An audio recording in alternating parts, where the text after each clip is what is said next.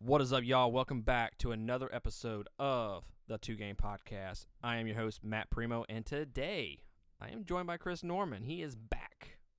What's up, guys? Thanks for having me again. It's good to be back. How are you doing today, sir? Man, I cannot complain one little bit. What about yourself? It's been a chill day. Just got back from town, and the wife and I were doing our little TV show watching before you came over. And Yeah, she told me what you were watching. oh yeah, That's fine. hey, I mentioned this on the podcast several weeks ago on I don't remember what specific episode, but we did a hot takes episode of guilty pleasures or something like that. Mm-hmm. Yeah, it was The Bachelor. We watched The Bachelor. That's fine. I would be lying if I said I've never seen it. It's not a religious watch in our home, but I'm familiar with the show. Yes. Oh no, it's every Tuesday we watch it, and I just enjoy the drama. And making fun of people. Yeah, that's when I do watch it. I enjoy making fun of the drama, but still, at the very least, it's entertaining. Exactly. I'll give you that. The love aspect of it, yeah, I'm not there for that. I'm there for the drama and the laughs. Can you imagine trying to fall in love with 20 people at one time? I had trouble with just one. I told Lindsay that we're watching. I'm like, how does this dude say he loves all these people? You forgot her name, and you know it. You know, I said, I can barely keep up with just you. So, I don't know if you probably not watched anything from this season, but one of the girls showed up with a dildo, and she brought it like that was her first meet with him. First time I ever saw each other. She brought a dildo. You know what? I bet he didn't forget about it. Oh, he didn't. If nothing else, I could appreciate the boldness. Oh, it was definitely it was definitely entertaining because I was laughing my ass off. Her just throwing around a dildo. Like, hi, my name's Mary, and this is the only friend I've ever had. Yeah, she actually introduced it as her best friend. Oh, of course. I swear I didn't watch it, guys. I haven't seen this season. So, jumping into some housekeeping before we get into the main episode. Episode 30. 30 episodes. Wow. I can't believe we've gotten this far, to be honest with you. I actually just made 51 episodes of the review series as well. Damn. Yeah, so we're almost to 100 total. Not technically, but technically, you know. I feel so privileged to be here for number 30. Number 30. And speaking of our movie review series, you can go to Surfing the Stream. It's another podcast that we do. We do several episodes a week. It's our main tagline is we're on a quest to find out what is the greatest movie of all time. We've, like I said, reviewed around 50 movies. We've done Batman. We've done Terminator, Predator, Die Hard. I've done horror movies. Christian and I, we are reviewing Kung Fu movies starting this week. And then at the end of that series, we're going to be doing a top 10 episode for the best Kung Fu movies of all time. I have like 8 movies that have made my list. I don't know, but I haven't watched some of the best ones yet, so I don't know how my list is going to change from here on out. I am going to be doing a Mortal Kombat series in preparation of the Mortal Kombat movie coming out in April. I've already done the first Mortal Kombat movie. I have to actually do the review of Annihilation. That was a terrible movie, by the way. Oh, it was awful. Yeah, it was absolutely terrible. But it was like so bad it's good. Oh, almost. Of course.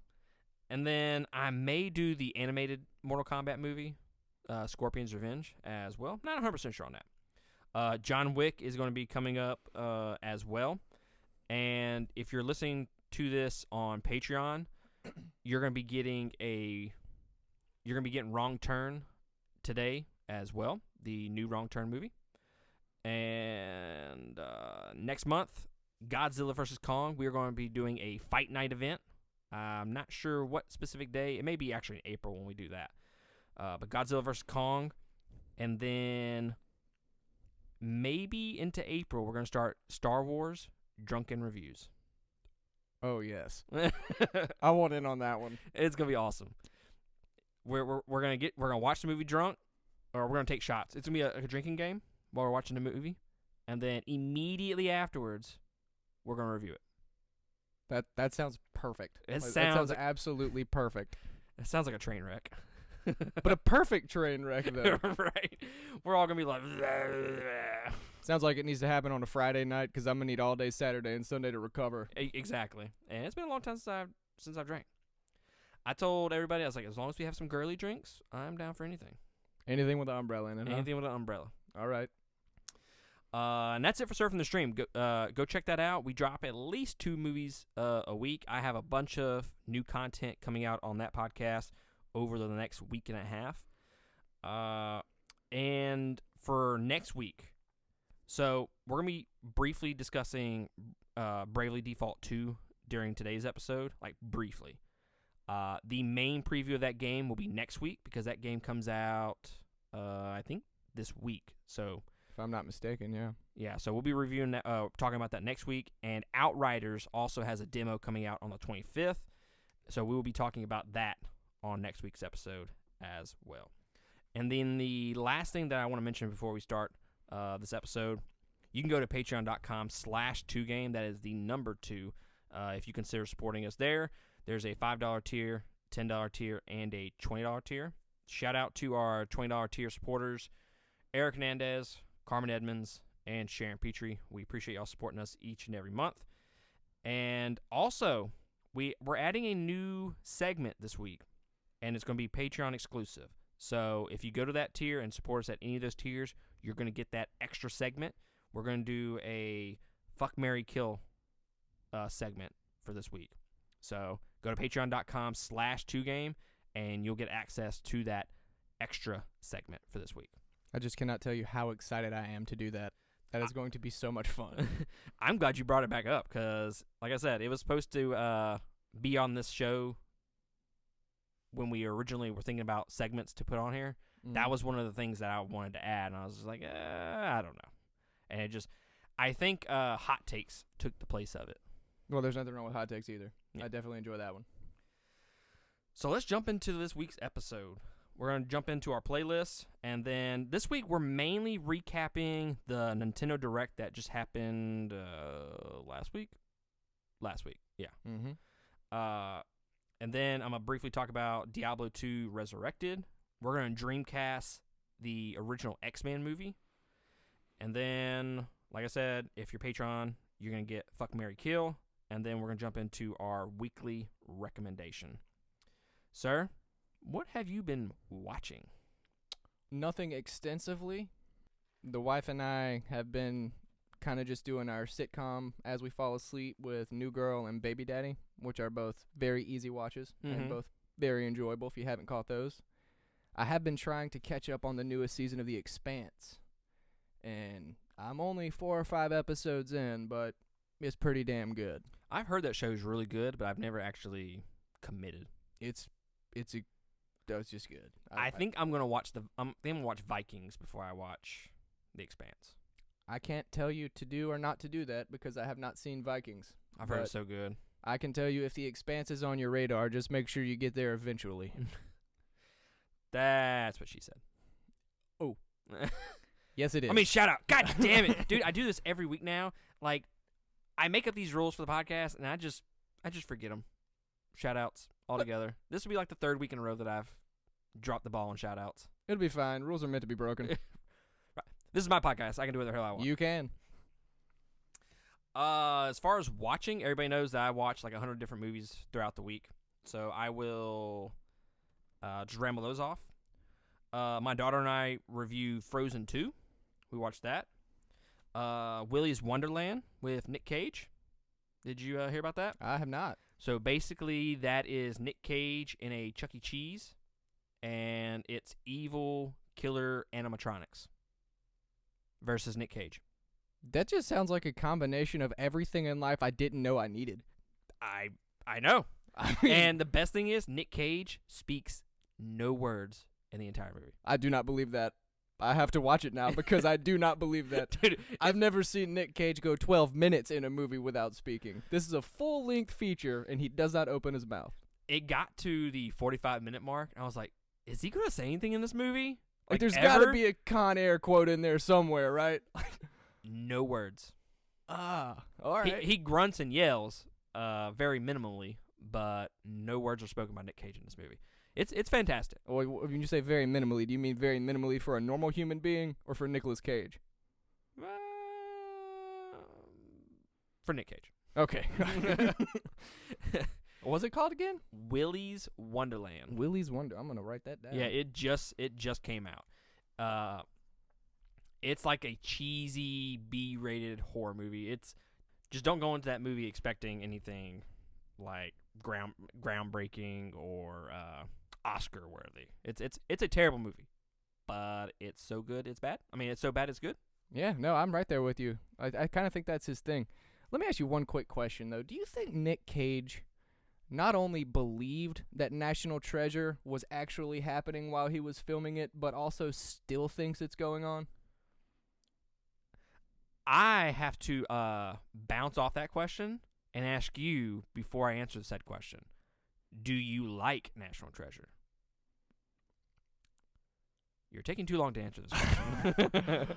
Like the first one, second one was dumb. I like both of them.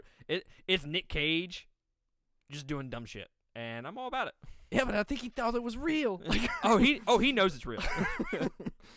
And then he has that show on Netflix right now, the History of Swear Words. I've heard of it. Haven't seen it. It's pretty funny. Is it pretty funny? The first episode was fuck. Okay. They explored the word fuck. Nice. Yeah, it's fantastic. I also watched Mortal Kombat and Mandy for the first time, which was a pretty good movie. The One, which is terrible. Monster Hunter, which is terrible. I did a review for Monster Hunter. You can go hear those non-spoiler thoughts on Monster Hunter on Surfing the Stream. Highly recommend you go listen to that review, because if you pay for this movie to watch it, it's your own damn fault. Okay? That's your one warning. I hated it, and I feel like they owe me money, and I watched it for free. I feel like they should have paid me money. That's pretty bad, man. Yeah, it's a bad movie. Was it worse than the last two Resident Evil movies? I haven't seen the very last one, but yes, it's worse than that. Man, okay. It's just a bad movie. That's pretty bad. I watched the Raid series, Kung Fu Hustle, which is fucking fantastic, by the way. It's on Netflix. It's stupid humor. It's kind of like a combination. I think I sent this on our group text. It's like Roadrunner and Looney Tunes meets you like did. Kung Fu. I'm like, I didn't know I needed that, but I do. But I'm glad I found it. Exactly. Watch Speed, Remember the Titans, and yeah. And Wrong Turn, the new one, which I will be doing a review on that one coming up shortly. Listening, sir. Okay, so this is the third time I've been on your podcast, and I feel like every time you ask me what I've been listening to, I never have an answer for it. Mm-hmm. Because for 2 or 3 weeks before every time that I come on here, I have found something new to branch into that's not music. So, again, I'm sorry, but I've been burning through audiobooks on my way to work and back. Now, I found some good ones, but I doubt they're going to interest you much. Oh, fair enough. But, yeah. I should really do like an audiobook of like the either like Lord of the Rings or Game of Thrones, because I do not have the time to watch to read those books, especially Lord of the Rings. Yeah. If you think fantasy would be the way that you would go, then actually the ones I have been listening to might interest you. Hit me up with a list if you ever clear about 75 hours off your schedule. Okay. Oh, damn. 2 books. 2 books with 75 hours. I mean, I ride in an ambulance all day, so that's true. I do have plenty of time. You know, you're not wrong.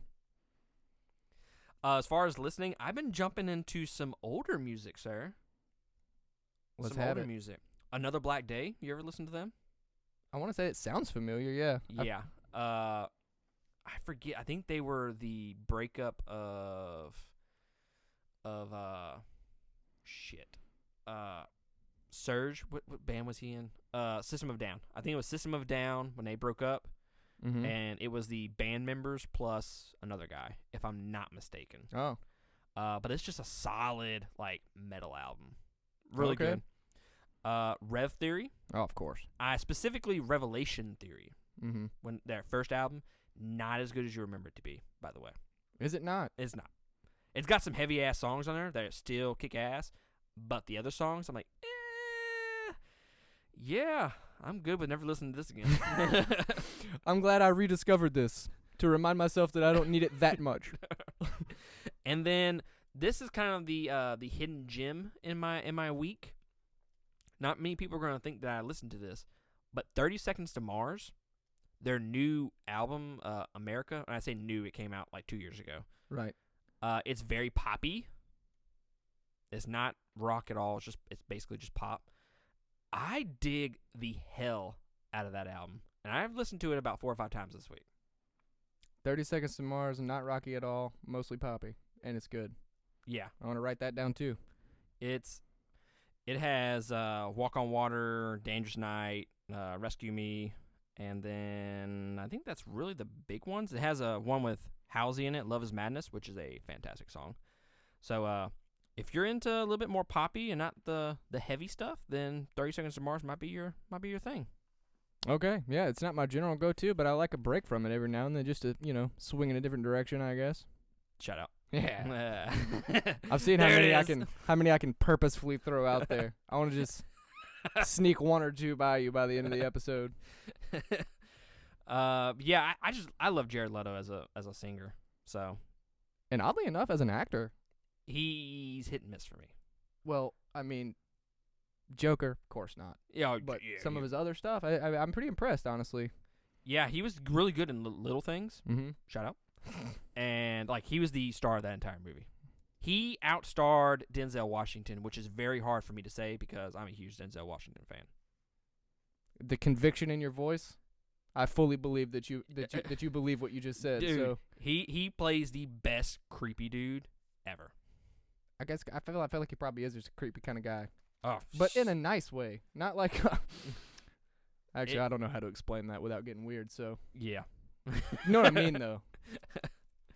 As far as playing, I played a little bit of Final Fantasy VII Remake. I'm just kind of dipping my toes in every now and then.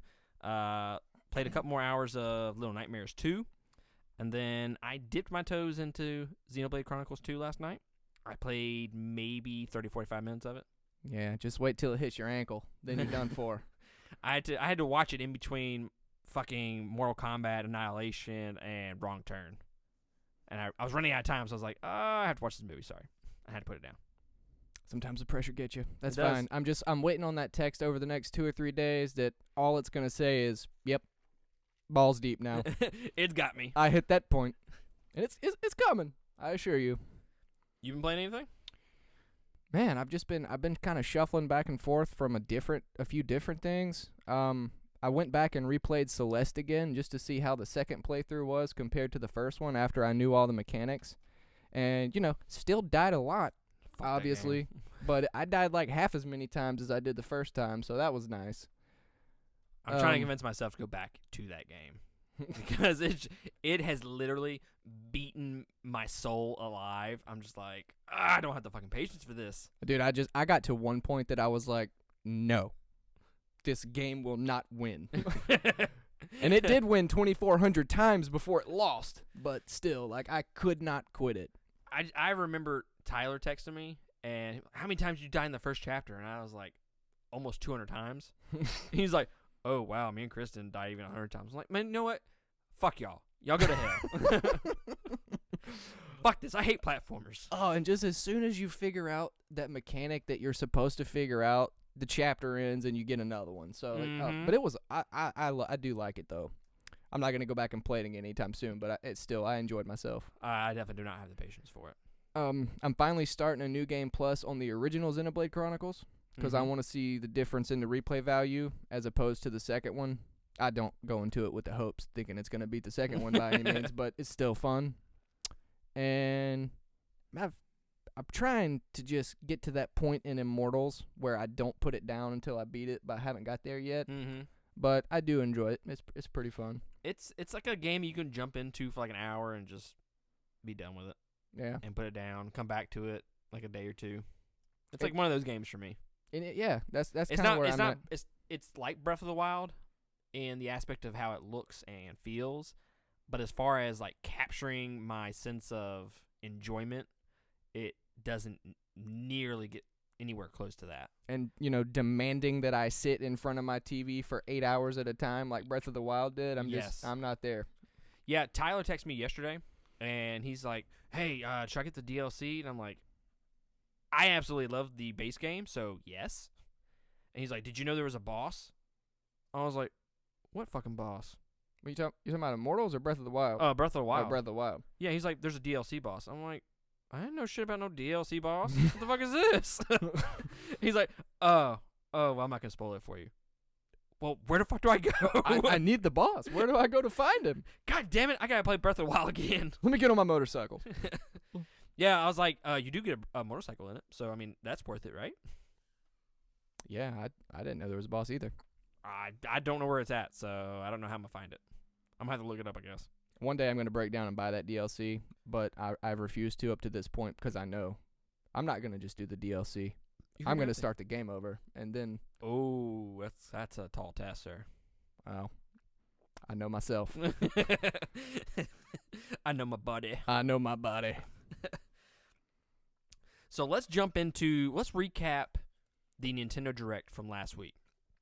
It has been, I want to say, 18 months since the last Nintendo Direct, the last official Direct. Damn. Yeah, it was 2019. I knew it had been at least over a year. I didn't realize it had been quite that long. Yeah, almost. Yeah, I want to say it was close to a year and a half. It was a bunch of days. I do remember that because I think someone said it was like 500 and something days. Mini moons. Yeah, mini moons. So, what were your expectations going into the Direct? Did you watch it before you decided to come on? Speaking of which, thank you for coming on short notice to record this episode. I didn't thank you earlier. Oh, right. No problem, man. Listen, I got to leave work at lunch, so to come talk about video games with my friends. Wasn't that bad. Wasn't that bad of a decision to make. Winning. Yes.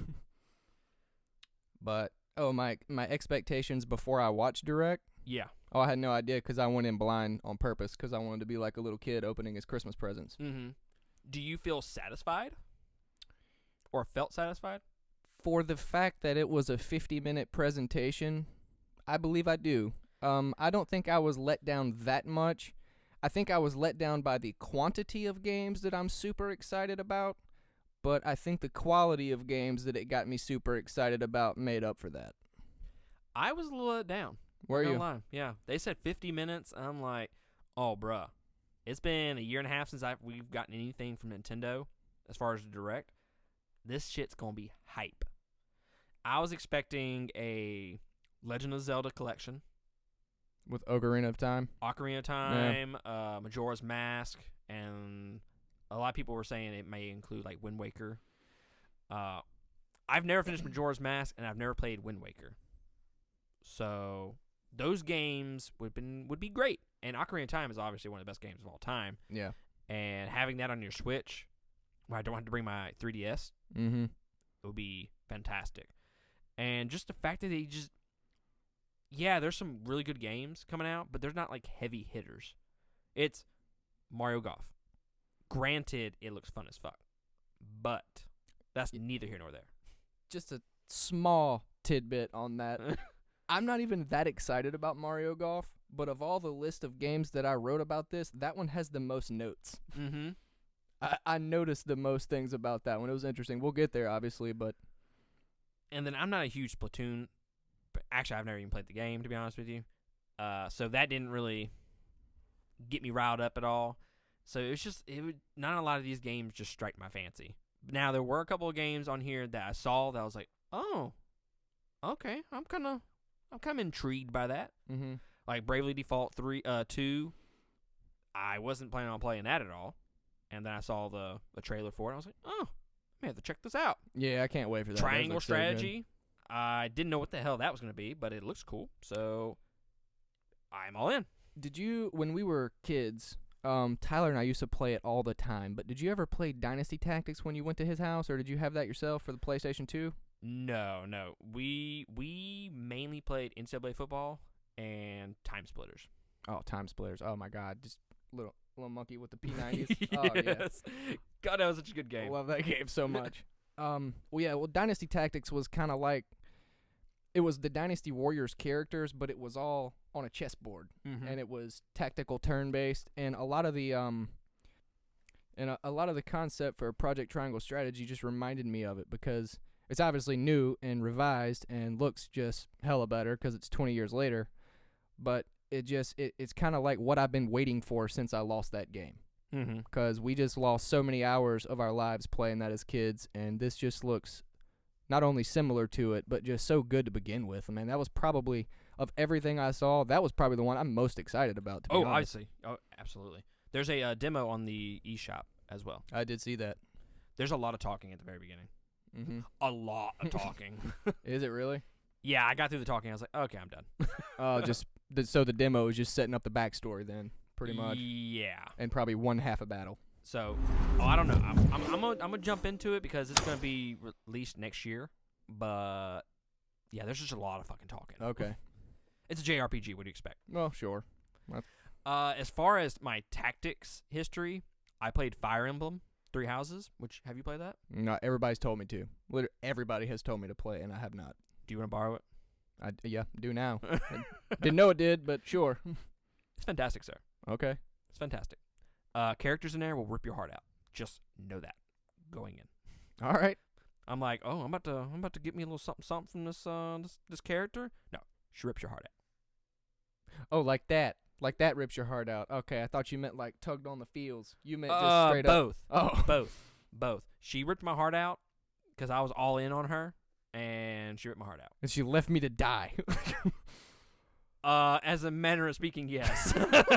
Actually, no spoilers, but I think you pretty much hit that on the head. All right. But it's such a great tactics game. If you're into tactics game, Three Houses, fantastic. It has a little bit of Harry Potter in there as well with the little school. Okay. And you can build your relationships with your characters. Yeah, all right. I'll definitely play it. You beat Xenoblade 2 by the end of March, and I'll beat this by the end of March, and we can do a double recap episode. Ooh, that sounds hot. Sexy. So let's we're gonna run through a bunch of the games.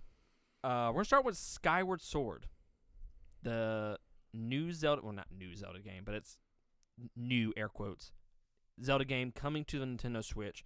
It's supposed to be coming out on July 16th, along with some sexy ass Joy-Cons. Yeah, they're pretty nice. I'm gonna get them. Getting them. I'm getting them. Lindsay, what you want for your birthday? I know it's 5 months from now, but these. I want them now. So have you ever played Skyward Sword? Yes. I have not, because it was on the Wii, and the only thing that I got for the Wii was the Wii Sports game, which was basically the only game that I played on there. And we played Mario, Super Mario Brothers, whatever was on there. But I didn't play much on the Wii, if anything. So I did not play Skyward Sword. If you've never played it before, there's motion controls. You use the Joy-Con to slash and use your sword and use your shield. So there was debate on whether or not they could actually bring this game to the Switch because of those motion controls issues. Well, you do have to use motion. You can use motion controls with your Switch, and you just take out both Joy-Cons, and one is for your shield and one is for your sword.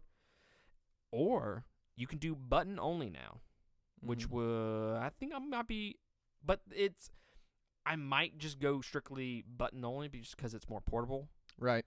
But I don't know how janky it's going to feel.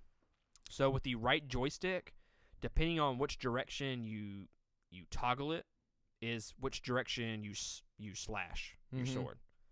So I don't know how that's going to feel. Shut up. Yeah, I'm sure it's going to... Damn it. Missed that one too. I'm sure it's going to take some getting used to, but part of the reason that most people, well, I will say most people that watch Direct were let down because before they even introduced Skyward Sword, they said, hey, sorry, we don't have any news on Breath of the Wild 2. And I think that's what a lot of people expected, but I was actually happy with Skyward Sword because I did play it on the Wii, and the Wii controllers were just so trash that it just... the motion never really seemed to work right. It didn't seem to want to slash the way you wanted to. And, with the other one that came out of the cable that you just use your left thumb for, the shield never popped up.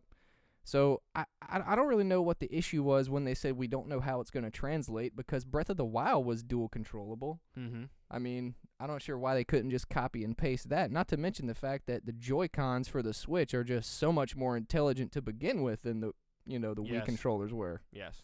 So I'm excited about it, because I think the reason they chose to do it was because it gives Skyward Sword kind of a chance to redeem itself in playability. Mm-hmm. Oh, absolutely.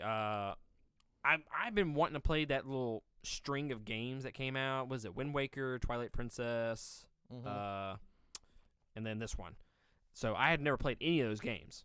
So I'm like, oh, this would be a great time to port those games over to the Nintendo Switch. I'm glad I'm getting at least one of those. Right. But I would enjoy more. I think you're my Nintendo Switch guy, because I think we always talk about Nintendo Switch when you come on here. It's probably because it's all I could play. Fair enough.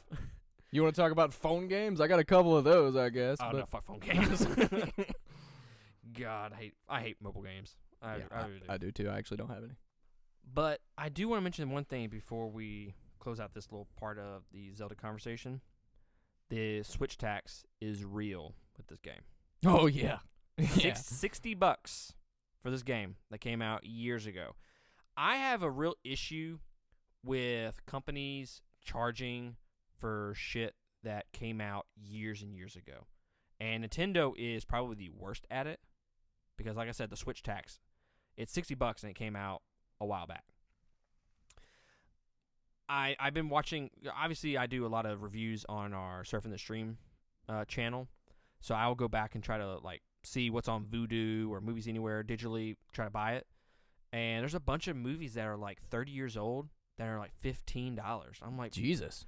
Why is this $15? This movie came out 30 years ago. There's no reason for it to be more than $6. No, you're absolutely right. It should be in a bargain bin.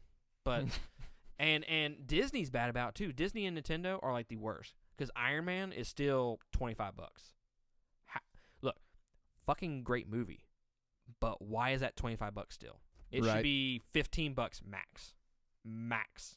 Because they went back and made it in Blu-ray, man. Oh my God. But it's been in Blu-ray for 10 years now. And I would never try to turn a conversation economical, but just for the sake of this particular statement, it's my fault as the consumer. Oh, yeah. Because you know what? On July the 16th, I'm not only going to pay $60 for Skyward Sword, I'm going to have those $70 Joy-Cons pre-ordered and on my front porch. I blame myself, and I can't turn it off. Look. I'm just going to bitch about it. I'm still going to do it, but I'm going to bitch about it before I do it, But it goes back to your original point, though. Until we stop doing it, it's never going to change. They're never going to change that, because like you said, Nintendo fans are just so starved for content and games and these old games, because they're so nostalgic, that they're willing to pay the $60. I mean, it is what it is. Yeah. But I will bitch about it in the process. I guess that's true. No, I'm sure I will continue to do so as well, as I plug in my new Joy-Cons. God, those things look sexy. $70 fucking dollars. At least they look good. And they do look nice. They do look nice. Y'all should go check them out. The big announcement was at the very end of the Nintendo Direct, which was Splatoon 3. I have no say-so in the series. I've never played them. I know you shooting ink everywhere. That's about what I know about the series. And it's a good multiplayer and co-op. So, but that game is coming out in 2022. They did not release hardly any details on that game. All I know is 2 teams of 4 players. You get new weapons and cosmetics, and you can customize your character a little bit more. That's basically what the gist of the trailer that I saw. Yeah, it's something leaked that it's rumored to have several new game modes, but it's essentially it's any 4v4 shooter you've ever played online, from what I've heard, just with slightly different mechanics, because you're blasting paint bubbles instead of spraying people in Halo. I said ink, paint. It could be ink. Hell, I don't know. Go fuck yourself. One of the games that I'm kind of excited about, I don't know. I say I don't know if I'm going to buy it, but I'm going to end up buying it because it'll never go down in price. Mario Golf Super Rush. It puts a unique spin on the golf series. See what you did there. What was I? Spin. And, I'll just cut that out, man. My bad. Yeah, I did not do that on purpose. I made a pun joke myself and thought you made it. No, I failed you. I'm sorry. I think I failed myself there. So it's releasing on June 25th. There is a demo available. Players will obviously play golf, hence the name of the title.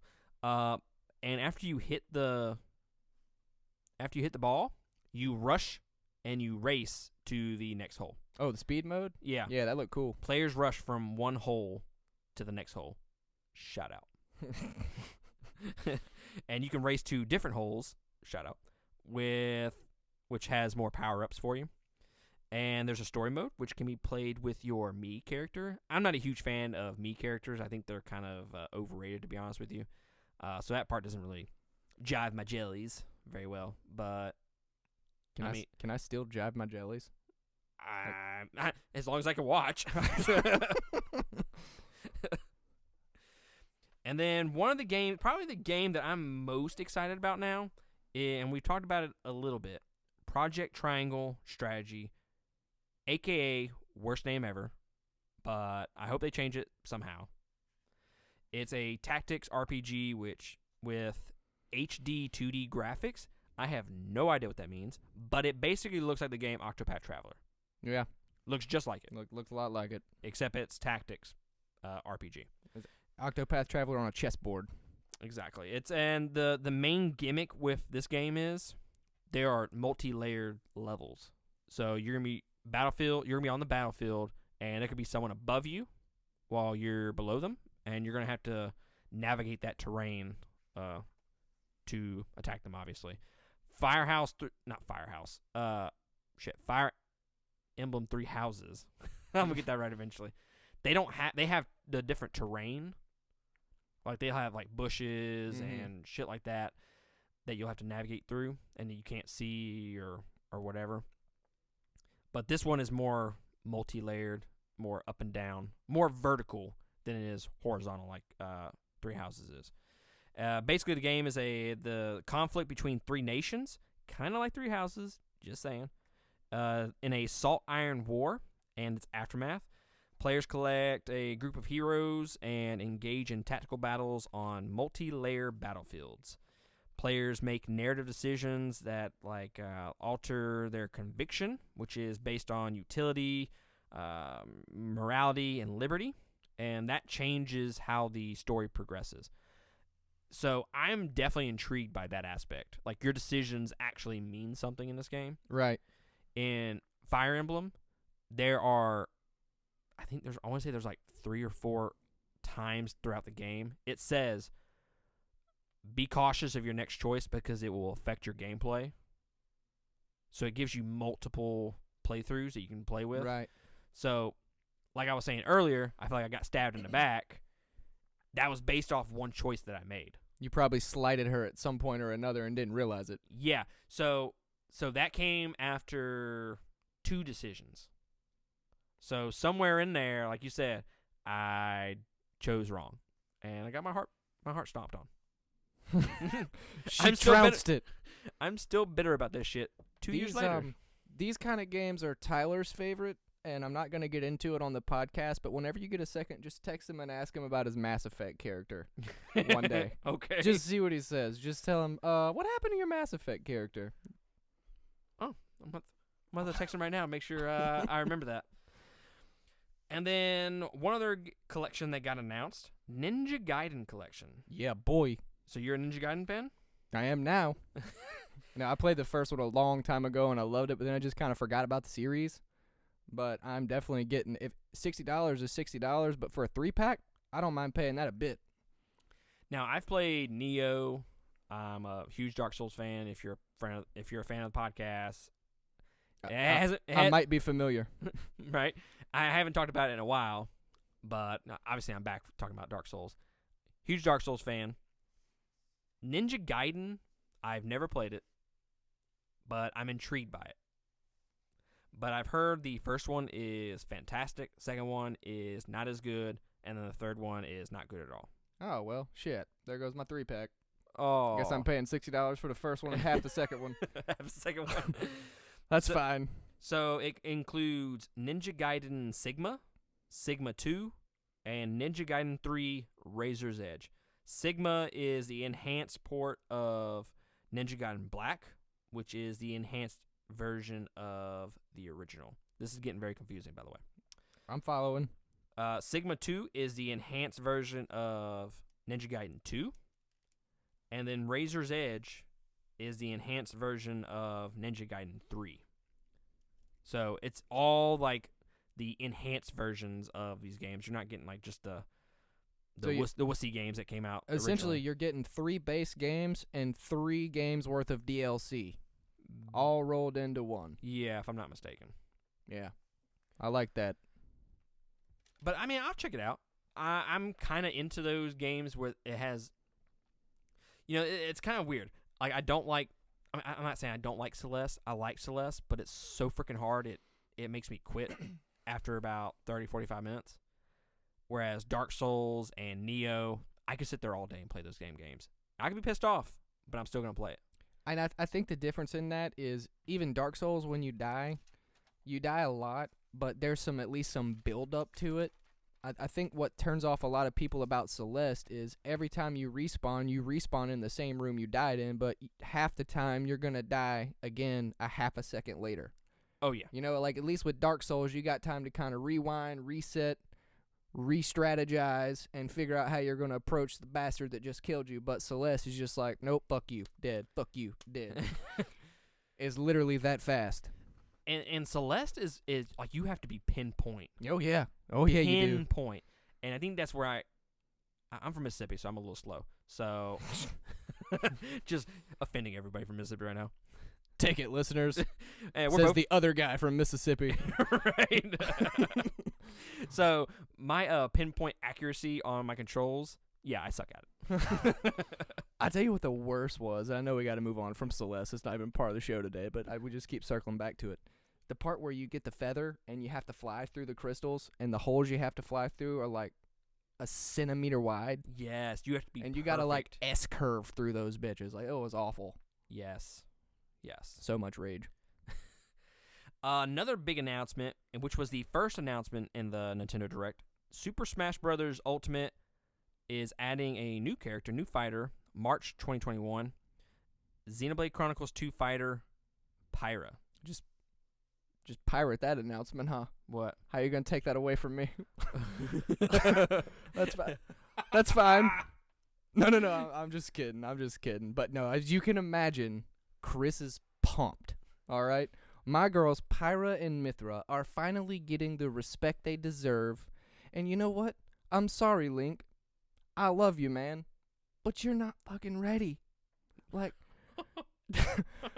Smash is over because nobody else is ready for it. Mm-hmm. Oh, it's going to be brutal. And I'm still not going to buy it, but I'm super hyped to watch the YouTube videos about it.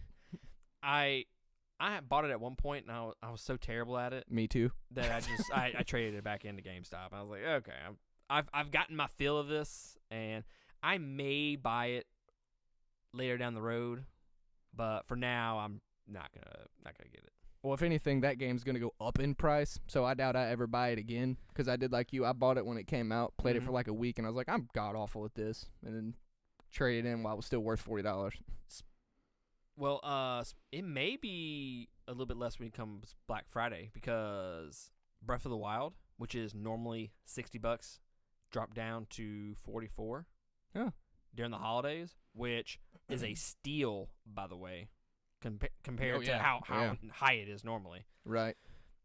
So before I steal the rest of this little segment for Smash Brothers, do you have anything else you want to say about Pyra and Mithra? No. What else can be said, man? They're just gonna kick ass. I'm excited about it though. I hope that this opens a lot of people's eyes to Xenoblade Chronicles 2 that may not be aware of it at this point. I know Smash Brothers tends to do that with characters that people aren't generally familiar with, because I've always said since I played it the first time, that game just doesn't get the credit it deserves for just a good all-around purchase. So, if nothing else, I hope that comes from it. Only other thing is the trailer that was actually indirect on how they announced it was bad ace. I thought it was gonna be like a new Xenoblade game. Right. And when I first saw it, I was like, no, I know I'm not getting this already. I was I was getting ready to text you. Bruh, you gotta watch this now. Now. When it first started, Rex's like, I can't find it anywhere. I was like, oh shit. I know who that is. Xenoblade 2.5. Here it comes. More DLC. It was cool, though. It was a cool little trailer. But basically, you're primarily a blade user with a heavy fire base attack, and it works with Mithra, and you can swap between the characters, and you also get new stage and new music along with this DLC pack as well. And then obviously, if you buy the DLC pack, you get a bunch of other fighters as well. So if you're into Smash Brothers Ultimate, then this is the segment for you. This is the news for you. I'm not, so I'm just going to bounce off of it. Yeah, me too. Sadly, I don't play Smash. And the next game we want to talk about, we're going to talk about I'm just going to mention it in passing, and we're going to move on because we're going to discuss this next week's episode. Bravely Default 2, it is releasing on February 26th. So if you're listening to this on Patreon, it comes out in a few days. If you're listening to this on the free version, it should come out today. It's hard to do that Back to the Future shit in my head. Yeah. Yep. But it's basically a turn-based JRPG, so you know there's going to be a lot of talking, and it's going to be a lengthy game. That's basically all you need to know. And then it caught Chris's eyes during the presentation, Star Wars Hunters. Yeah. Based on the trailer and direct, all I really know about it is that it is going to exist at some point. So I can't tell you guys exactly how excited I am for it, but I am excited to learn how excited I should be for it. Fair if enough. Nothing else. Like they didn't really give us much of anything. No. No. We don't even know what it is. It was a reveal trailer to the core, truth be told. Like, it was maybe, 18 seconds long? So here's my theory. The game is called Hunters, right? Mm-hmm. It's set between episodes 6 and 7, which is the same time period as The Mandalorian. Right. Hunters, Mandalorian. Could it be? So I'm curious if we're gonna get like a. Is this gonna be like on a system game on consoles or? Dude, I have no idea. Again, I have literally no idea. I don't know what the developers I know are mobile game developers, so I'm hoping this is not a mobile game. I pray to God it's not a mobile game. Yeah, me but too. if it's a console game, I'm curious to know if this is going to be like an open world, like a hunt, like you're the Mandalorian or you're like Boba Fett, one of the two, or at least a Mandalorian. And you're gonna take on like jobs and go hunt people, or whatever. You take like contracts, kind of like The Witcher meets Star Wars, kind of. Well, I hope so. That would be hot. That would be hot. It gives me a mild erection. And Just thinking about it. End of the game, you finally take your helmet off, and it's Geralt. The whole time. What the fuck is this? What? Why am I hard? Why am I hard?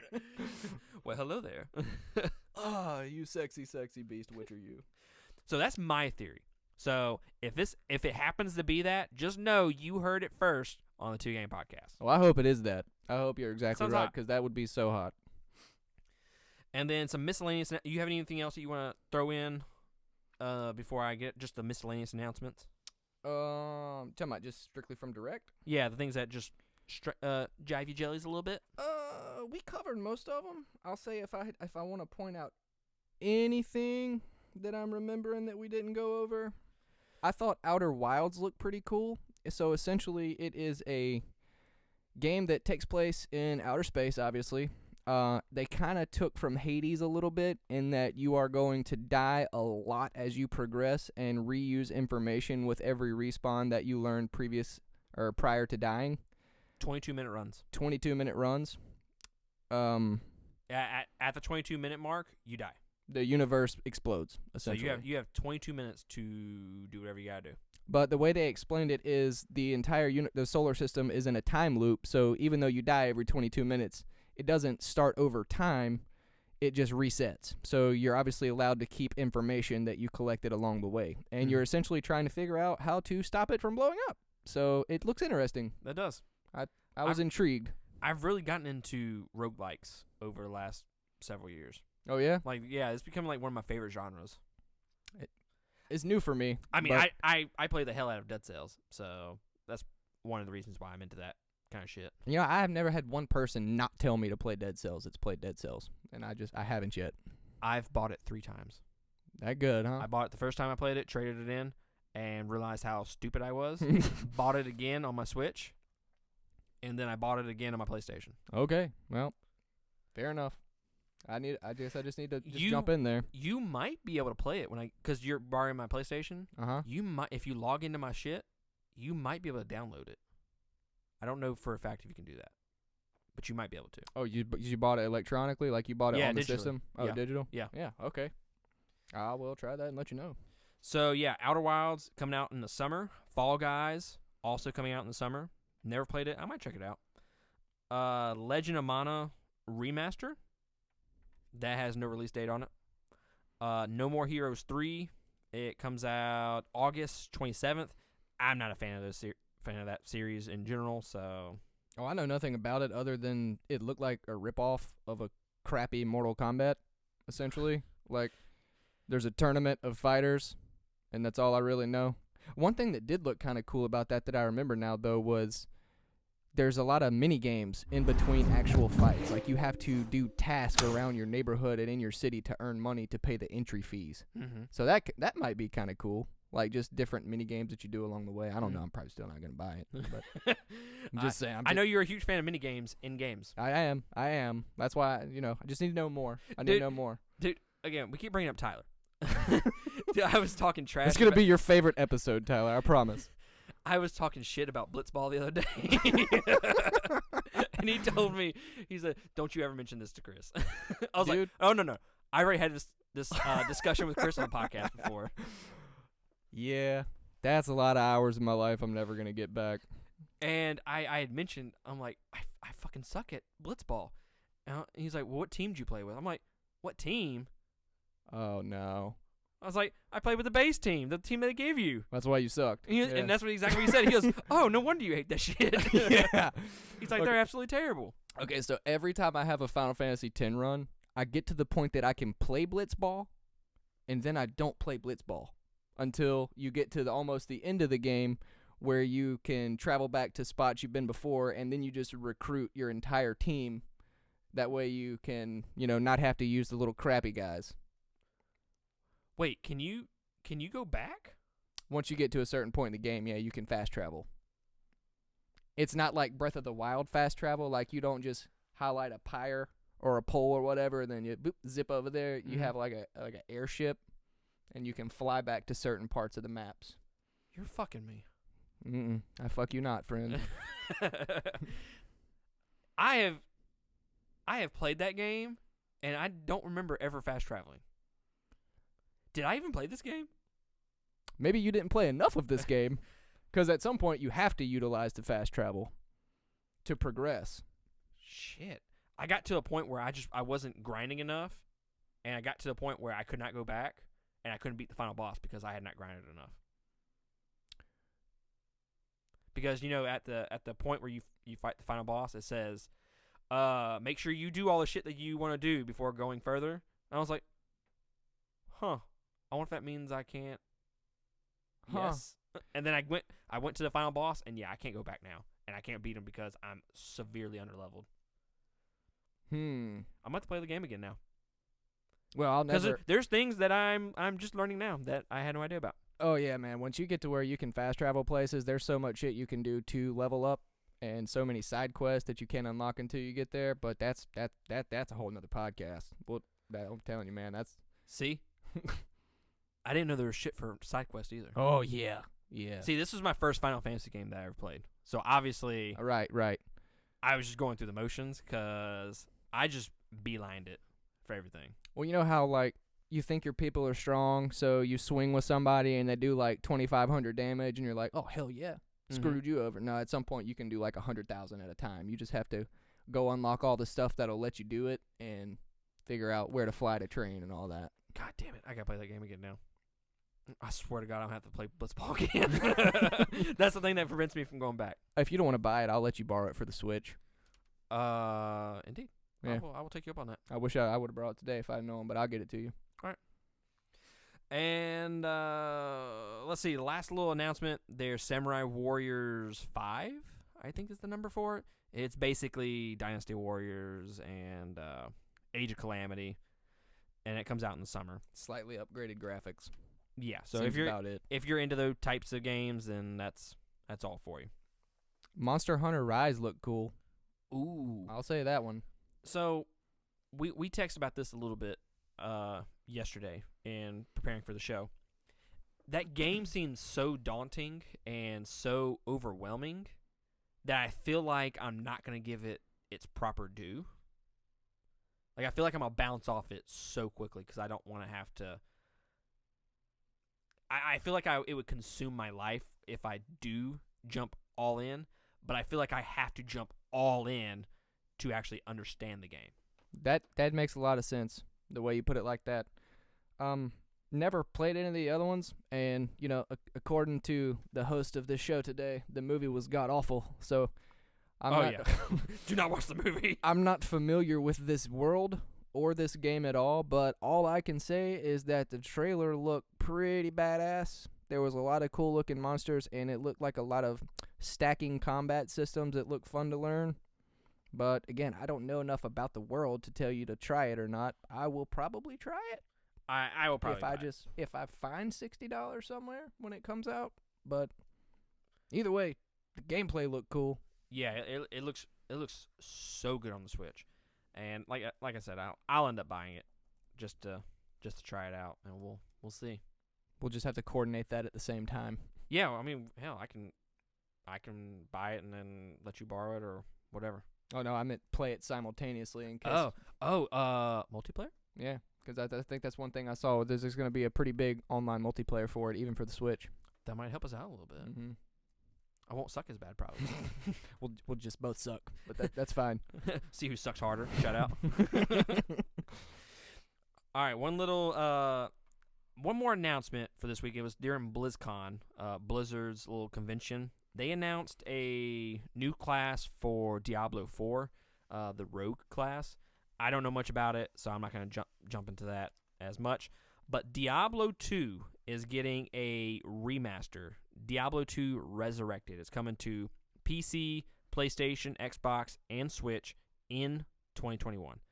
It includes all content from the Lord of Destruction expansion pack, which includes Assassin and Druid player classes. You have cross-platform progression. So if you play it on your PlayStation, you can also use that save file on your Switch, which I don't understand why more games are not doing that. I truthfully don't understand that either.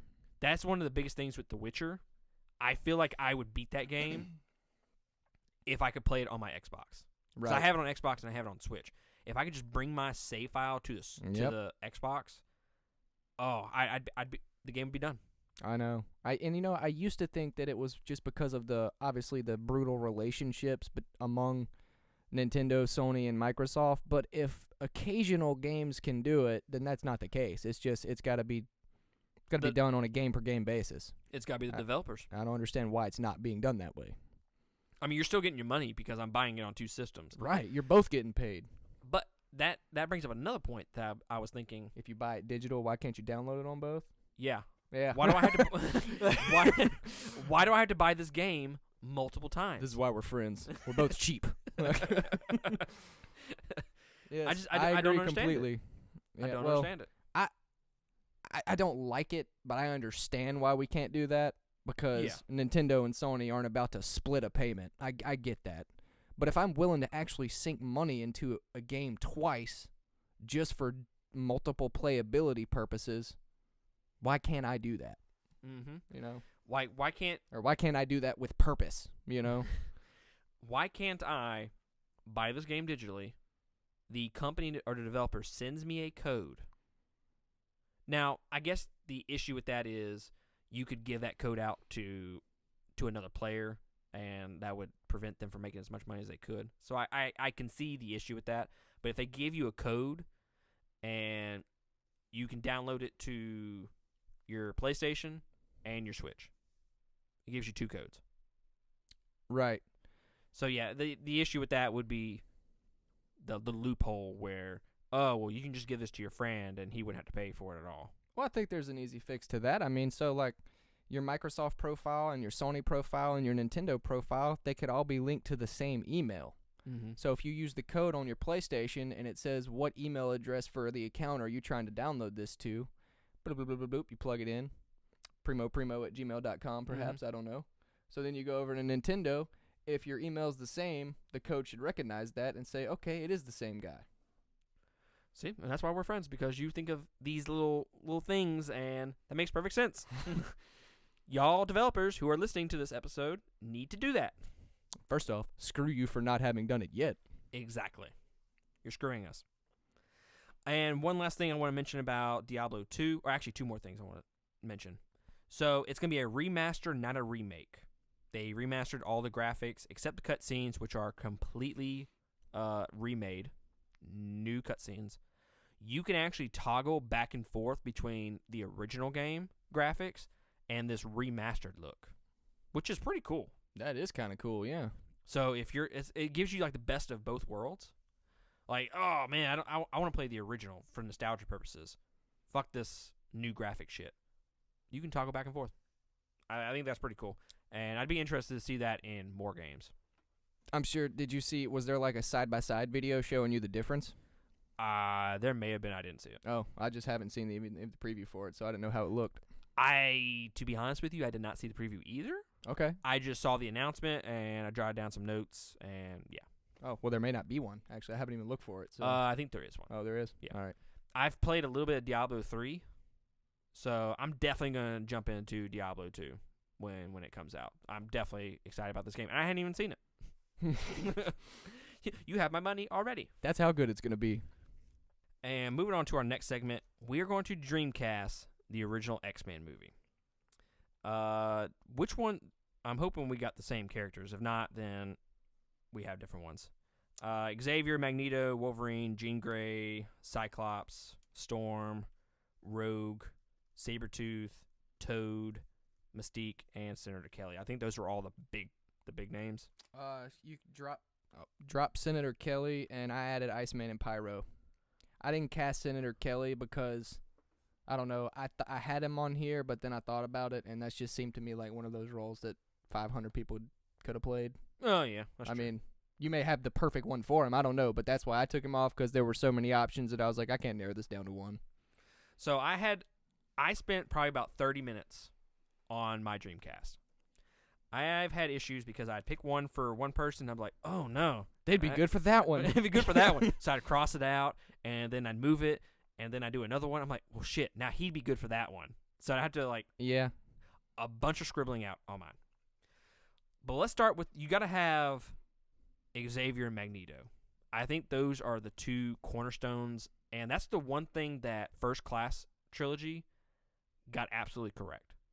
I mean, granted, the original Charles and Magneto were fantastic, obviously. Right. They're the goats. But the First Class trilogy, I think you couldn't have picked 2 better actors for those roles either. No, I don't think so. First off, nobody can say anything good enough about James McAvoy. That dude is one of the most versatile actors. He is. Even on the market. Like, oh my God, yeah. he's just so good. Especially in Split. Oh, yeah. God, it was so good. It was good. So who would you pick for Xavier? I had a couple. All right, I landed on Benedict Cumberbatch. Okay, a little bit younger. Doctor Strange, make him bald, keep his accent. Okay. And his mystery. Giancarlo Esposito. Oh, yeah, you did. So I had him originally for Magneto. And I was like, I want to see him in a, like this. I want to see him in the good guy role for once. I don't know if he can do it. I don't know if he can do it either. But I want to see him. Like, I feel like that would be good. Like, I feel like, because at the beginning of Breaking Bad, he was kind of like that. He was kind of. Yeah, he was. he wasn't as sinister, I should say. So I wouldn't mind. I mean, he's great in everything. So Oh, did he evolve in Breaking Bad though? he did. Man, that's good though. He's such a good actor. What about Magneto? All right, I have two here, and I have to explain why I have two. He's one of the only ones I have two for. I think the perfect Magneto could be portrayed by Daniel Craig. Okay. But since we casted the original X-Men movie, I had to throw him out because of age. Because I think he would be more like the first class Magneto, honestly. Okay. So I went with Christoph Waltz. Okay. Just because. I saw this fan page that you were. Did you look at any fan pages? No. Oh, you didn't? No, Oh. you're talking about the dude from Inglourious Bastards, right? Yeah. I had to look that movie up to remember his name. Mm-hmm. But, He's so short. well, I mean, Hollywood can make anybody 6 foot tall. I mean, that's true. That's very true. I have Viggo Mortensen. Aragorn As as Magneto. Magneto. Man, you just flipping protagonists and antagonists. I am. I like that.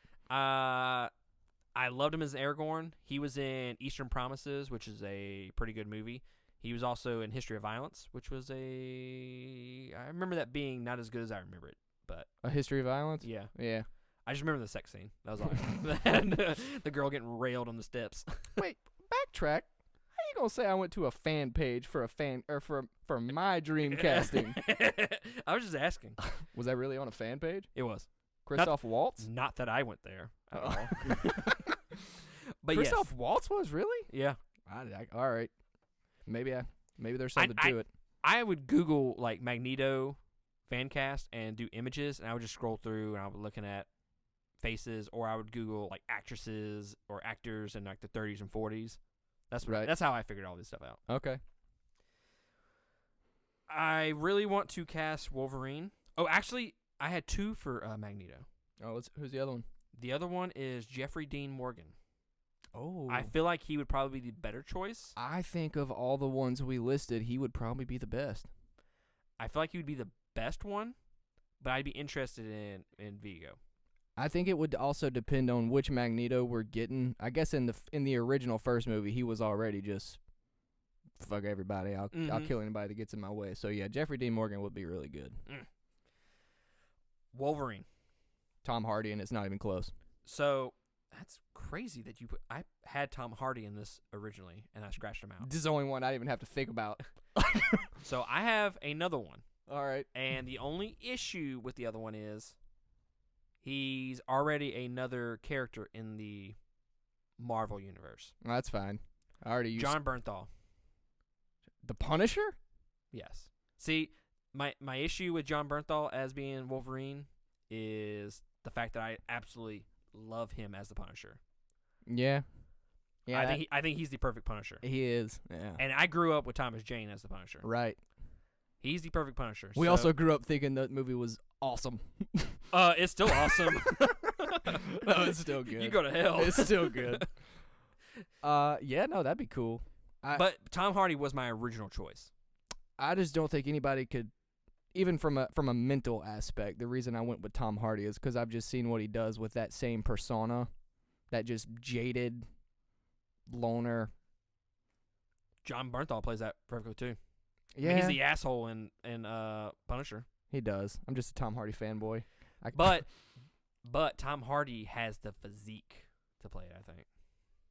And it's like a mixed physique too, because he could just as easily play Sabretooth with like some football shoulder pad. Yeah, you did. Tell me you did. I did. I Nice. I Dreamcast him as Sabretooth. Well, I copped out on that. I just went with Jason Momoa because I couldn't think of anybody. So originally I had John Bernthal as Sabretooth and Tom Hardy as Wolverine. I was like, they could both do either. I was like, no, I gotta swap it. So yeah, Tom Hardy as Sabretooth. All right. Jean Grey. I decided to go with Lauren Cohen for Jean Grey. And you'll notice in my list, I have a lot of AMC actors.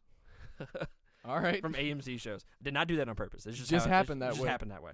Okay. But Lauren Cohen. All right. She was actually the hardest one for me to figure out who I wanted as Jean Grey. Because if we're being honest, I don't mind, what's her name that just played Jean Grey in the trilogy? Yeah. The one that was in Game of Thrones. The one from Game of Thrones. Yeah, I can't remember her name. I actually did like her as Jean Grey. It's just they did not develop her correctly in that series, so she got wasted. She did.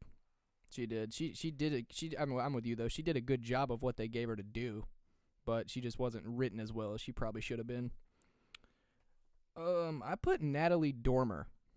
Okay, she was one of my considerations. I'm kind of in love with Natalie Dormer to begin with. I don't blame you. And Jean Grey was probably my comic book crush as a kid, so I just weighed the scales and thought, yep, that's where she's got to go.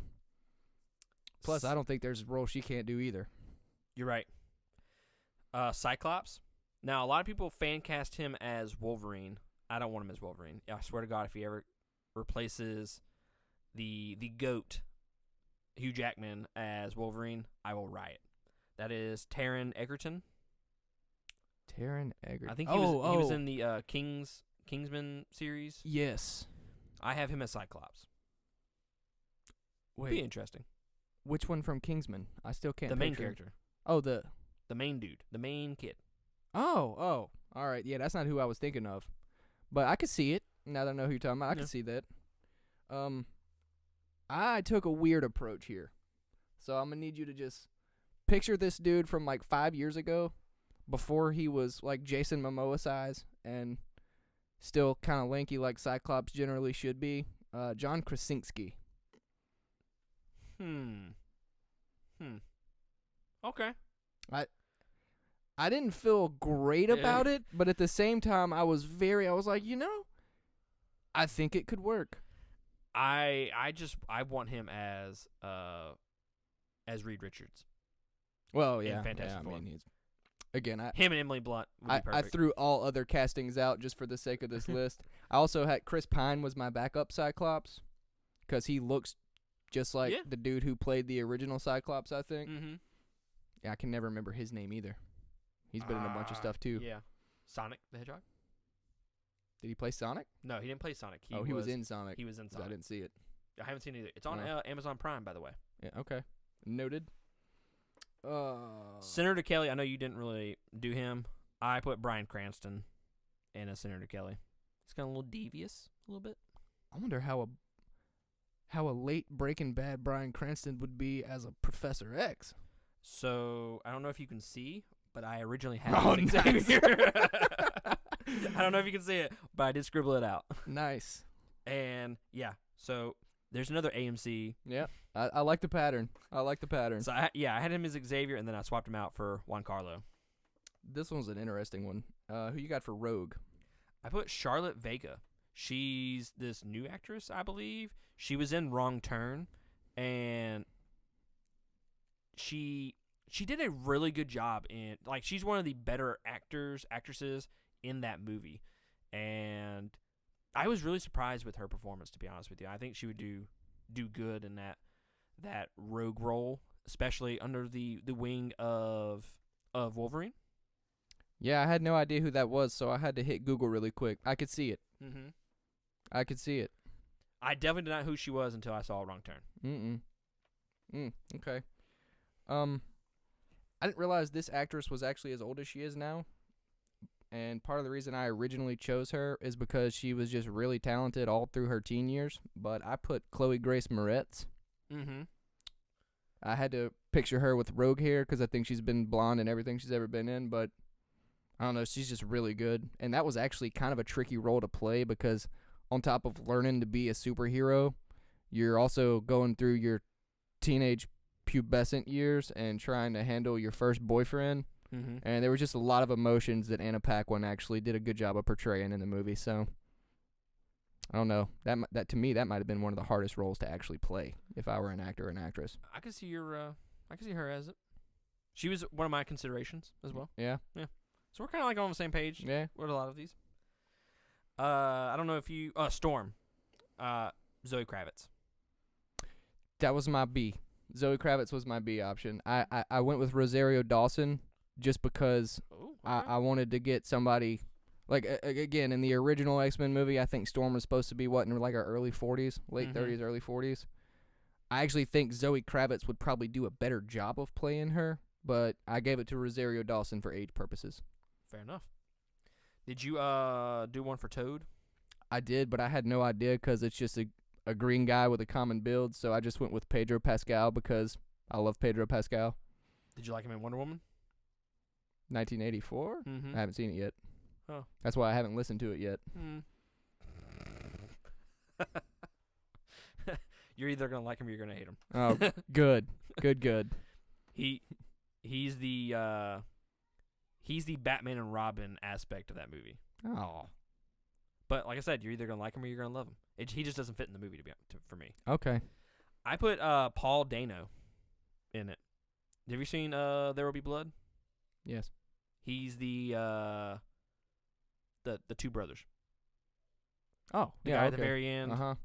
Yeah, that's him, and he's also in Prisoners as well Mm-hmm. as the weird creepy kid. Yeah, I know who you're talking about. So he looks like a Toad dude. He definitely has that persona, yeah. That physique. And for Mystique, I did Anna de Armas. Yes. That's a good one. Mm-hmm. The one from Blade Runner, Mm-hmm. 2049. Yep. Yeah, I think she'd play it perfectly. I saw a lot of people wanted Charlize Theron for Mystique, and I'm like, a little too old maybe. Yeah, I think so. Because isn't Rebecca Romaine Stamos like her age? And she played Mystique in the original movie. Yeah. And Charlize Theron's got to be in her 50s by now, huh? Mm-hmm. Well, I went with Lauren Cohen. Oh, look at that. yeah, I can see it. I think she kind of looks like Rebecca Romaine Stamos did at that point in her life. Mm-hmm. And again, just a talented actress that doesn't get enough credit. So Yeah, definitely. I could definitely see that. What do y'all think about our X-Men Dreamcast? Do you have any others that you? I know you had. Iceman and Pyro don't really matter. They were. Well, what are they? Well, I'm actually gonna flip them now that I'm looking at it. I like for Iceman Jeremy Allen White, Lip from Shameless, the cool brother that took care of everybody. I never watched that show. Oh God. Oh primo. What are you doing with your Watch life? Shameless. I'm telling you, watch Shameless. It's so good. But that was Lip Gallagher, if anybody cares. And Dylan O'Brien for Pyro, dude from American Assassin. American Assassin and Maze Runner. Yeah, he looks like a pyro. I originally had him for Iceman, but then when I looked at it, I was like, you know what? He kind of looks more like Pyro, so flippity floppity. Yeah, I can see that. But what do y'all think about our Dreamcast? What did we get right? What did we get wrong? And just let us know. Drop a comment on our Facebook and let us know how we did. If you are a Patreon member, you are going to get an additional segment right now. We're going to do a Fuck, Marry, Kill segment in 64 edition. If you are not a Patreon supporter, you will get our weekly recommendation, which is coming up in just a second. So it's going to be kind of weird how I position this on the episode, but go fuck yourself. All the way. Not just a little bit. All the way. All the way. All the fucks. And we are back to our regular programming now. Man, that was fun, though. It was. If you're into Fuck, Marry, Kill, go to our Patreon and support us at the $5 tier, and you will get that extra segment. And we're going to start adding that segment on to each and every episode, I think. Courtesy of Chris here, who suggested it. So, weekly recommendations, sir. We are running out of time, so I'm going to have to leave here in the next few minutes. Weekly recommendation. I am going to challenge everyone and put you in a battle with your own psyche and challenge you to play Celeste, because we've talked about it several times, and I think it's a nightmare that everybody should endure.